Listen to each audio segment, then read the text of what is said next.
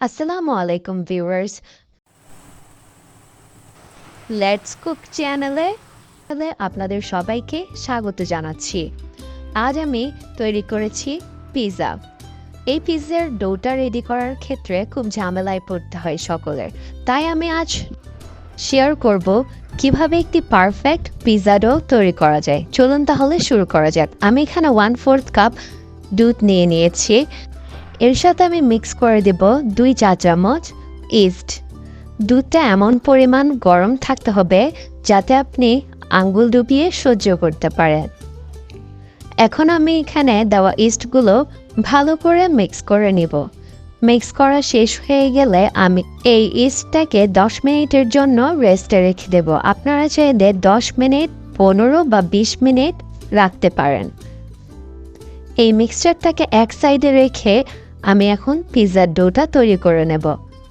Pizza ডোটা তৈরি করার জন্য আমি এখানে নিয়েছি 2 কাপ ময়দা। 2 কাপ ময়দার সাথে আমি এখানে লবণ আর চিনি মিক্স করে দিয়েছি। এখন আমি এখানে 1 চা চামচ তেল দিয়ে দেব এবং এগুলো ভালো করে মিক্স করে নেব। মিক্স করা শেষ হয়ে গেলে আমি এখানে যে 10 মিনিটের জন্য ইস্ট রেস্ট করতে দিয়েছিলাম ওইটা মিক্স করে দেব। দেখতেই পাচ্ছেন ইস্টটা একটু ফুলে উঠেছে। এখন আমি এই মিক্সচারটা এখানে মিক্স করে দেব। পিৎজা ডোটা অবশ্যই ভালো করে মথে নিতে হবে, একটু টাইম নিয়ে মথে নিতে হবে। এই পিৎজার ডোটাকে আপনি যত ভালো করে মথে নেবেন পিৎজাটা ততই সফট হবে। তো আমি এখানে ভালোভাবে পিৎজাটাকে মথে নিচ্ছি। ইস্টের মিক্সচারটাকে আমি একেবারে দিয়ে দেইনি, অল্প অল্প করে মিক্স করে নিয়েছি।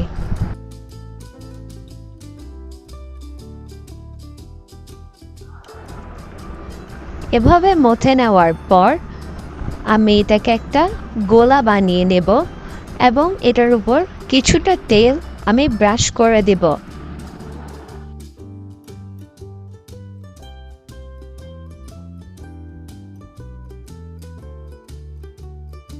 হাতে অল্প করে তেল নিয়ে এভাবে ব্রাশ করে দেওয়ার পর ডোটাকে আমি উষ্ণ জায়গায় 2 ঘন্টার জন্যে রেস্টের জন্য রেখে দেব। এরপরেই দেখতে পাচ্ছেন ডোটা কিভাবে ফুলে উঠেছে এবং এটা আমি কিছুক্ষণের জন্য আবার মথে নেব। মথে নেওয়া শেষ হয়ে গেলে বিভিন্ন টপিংস দিয়ে আমি এই পিৎজাটা ওভেনে বেক করে নেব। আমার কাছে এই ভিডিওটা ডিলিট হয়ে গিয়েছে, তাই আমি আপনাদের কাছে দেখাতে